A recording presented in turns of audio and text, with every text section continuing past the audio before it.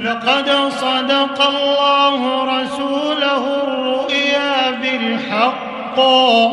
لتدخلن المسجد الحرام إن شاء الله آمنين محلقين رؤوسكم ومقصرين لا تخافون فعلم ما لم تعلموا فجعل من دون ذلك فتحا قريبا